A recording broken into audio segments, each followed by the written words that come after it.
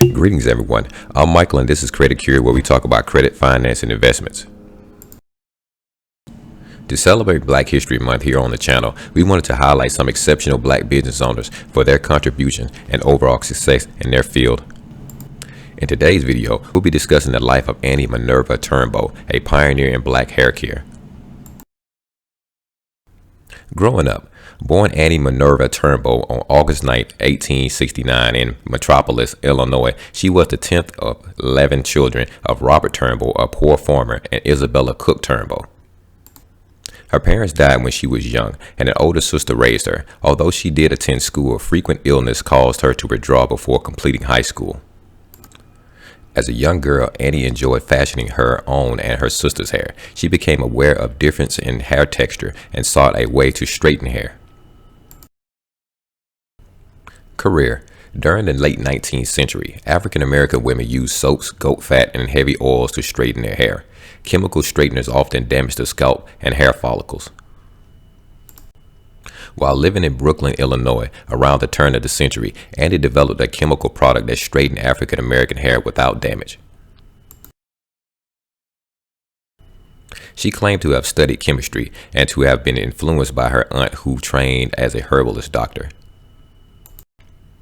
Her first storefront was located at Madison and 4th. She expanded her hair care line to include other beauty products, including her very popular Wonderful Hair Grower. She developed and patented a pressing comb, which is still in use today. In 1902, Annie moved her business to St. Louis, Missouri, where she hired and trained 3 assistants. As a Black woman, they were denied access to traditional distribution systems, so they sold the product door to door and provided free demonstrations. During the 1904 World Fair, Annie opened a retail outlet. Visitors to St. Louis responded favorably to her products, prompting her to embark on an innovative marketing campaign aimed at distributing the product nationally. In addition to going door to door, she and her trained assistants traveled to Black churches and community centers, providing free hair and scalp treatment. She held press conferences and advertised in Black newspapers. Annie traveled throughout the South at a time of racial discrimination and violence, giving demonstrations in Black churches and women's clubs. Everywhere she went, she hired and trained women to serve as local sales agents. They, in turn, recruited others. By 1910, distribution had expanded nationally. One of her recruits was Madam C.J. Walker, a former washwoman who eventually founded her own company with similar beauty products and distribution. She is widely regarded as the most successful Black entrepreneur of the early 20th century and founder of Black beauty businesses in the United States. However, historians credit Annie with having developed her products and distribution system first. Walker sold her own Wonderful Hair Straightener, which Annie called a fraudulent imitation.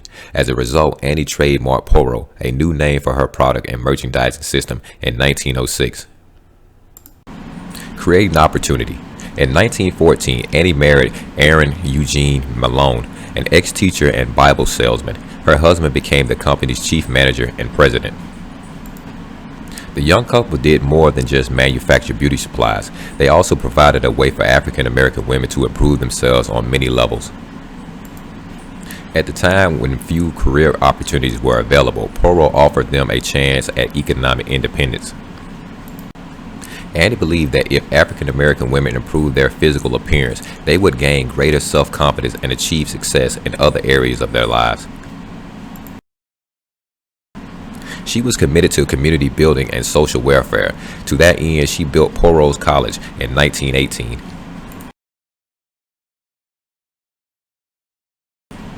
It was a complex that included her business office, manufacturing operation, and training center, as well as a facility for civil, religious, and social functions.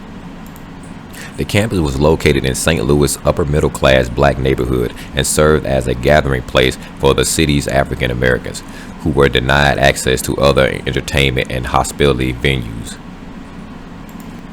The complex, which was valued at more than $1 million, included classrooms, barbershops, laboratories, auditoriums, dinner facilities, a theater, gymnasium, chapel, and roof garden. Many local and national organizations, including the National Negro Business League, were housed in the facility or used it for business functions. The training center provided cosmetology and sales training for women interested in joining Poro Agents Network.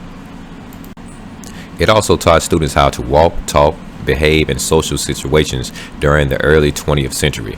Race improvements and positive self-image were seen as a way to increase social mobility. By teaching deportment, Annie believed she was helping African American women improve their standings in the community. Success. By this time, Annie had become a wealthy woman. It is believed that she was worth $14 million at one point during the 1920s. However, despite her wealth, Annie lived conservatively and gave away much of her fortune to help other African Americans. She is one of America's first major black philanthropists. Annie donated large sums to countless charities. At one time, it is believed that she was supporting 2 full-time students in every black land-grant college in the United States. She gave $25,000 to the Harvard University Medical School during the 1920s. That, at the time, was the largest gift the school had ever received from an African American. She also contributed to the Tuskegee Institute. Annie was also generous with her family and employees.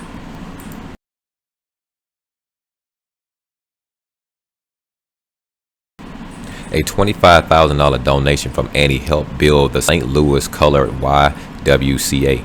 She also contributed to several orphanages and donated the site for the St. Louis Colored Orphans Home.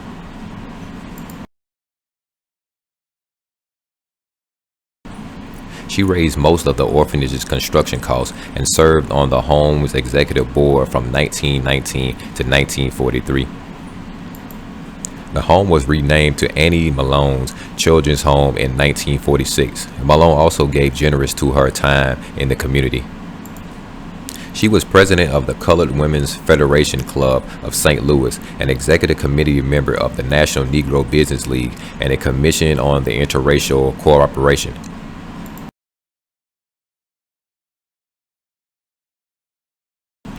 Struggles. Annie's generosity raised her stature in the community, but contributed to the financial decline of her business. While she was spending time on her civil affairs and distributing her wealth to various organizations, she left the day-to-day affairs of the business in the hands of managers, including her husband. Some of these managers were inexperienced or dishonest, eventually leading to the dismantle of her business empire.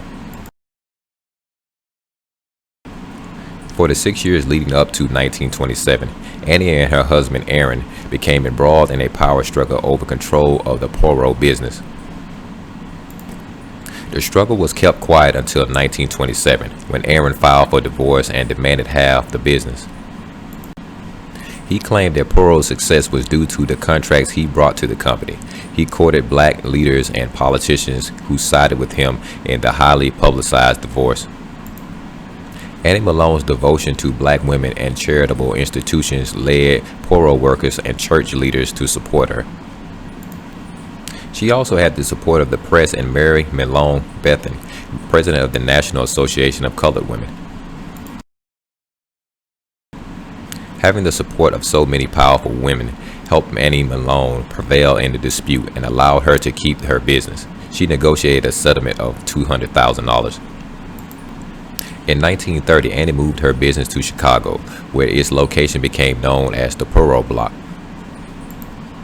Her financial troubles continued when she became the target of lawsuits, including one by a former employee who claimed credit for her success.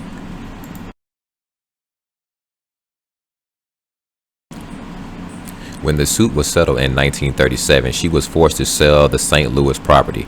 Annie's business was further crippled by enormous debt to the government for unpaid real estate and excessive taxes. In 1943, she owed almost $100,000. The government was consistently taking her to court, and by 1951, it took control of Poro. Most of the properties were sold to pay the taxes.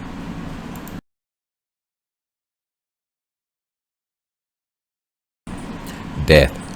Annie Malone died of a stroke on May 10, 1957 in Chicago, Illinois. She was 87 years old. By the time of her death, Annie had lost her national visibility and most of her money. Having no children, her estate valued at $100,000 was left to her nieces and nephews. Legacy lives on. In her lifetime, Annie became one of the nation's wealthiest black women. She became a leading cosmetic entrepreneur, but she was also a leader in the St. Louis black community. She positioned many black women to empower themselves and feel beautiful in their own skin. That was our video. Please share your thoughts in the comments below. Thanks for watching and enjoy your day.